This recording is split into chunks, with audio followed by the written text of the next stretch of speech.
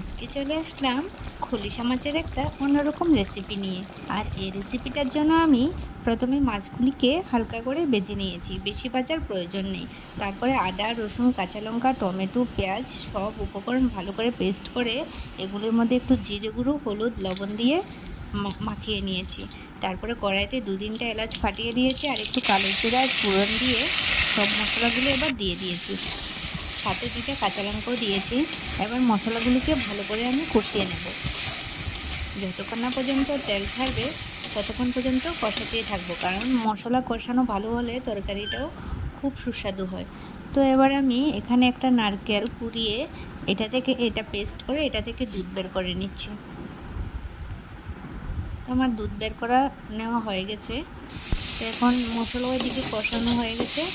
এখন এগুলির মধ্যে আমি মাছগুলি দিয়ে দিয়েছি। যেহেতু মাছগুলি আমি হালকা ভাজি করেছি, সেজন্য যাতে ভালো করে মশলার সাথে অ্যাড হয় আগে থেকে দিয়ে দিয়েছি। তো এখন একটু জল দিয়েছি। জলটা হালকা ফুটে এলে আমি নারকেলের দুধগুলি দিয়ে দেব। তো আমি নারকেলের দুধগুলি আবার দিয়ে দিয়েছি। এবার আমি ঢাকা দিয়ে একটু চিনি দিয়েছি, তারপরে ঢাকা দিয়ে 5-7 মিনিটের মতন রেখে দেব। তো আমার এদিকে রান্না প্রায় কমপ্লিট। এখন গরম মশলা দিয়ে দিয়েছি আর একটু 2-3 মিনিটের মতো রেখে নামিয়ে নিয়েছি। তো কেমন হয়েছে অবশ্যই জানাবে। টাটা, বাই বাই, দেখা হচ্ছে নেক্সট ভিডিওতে।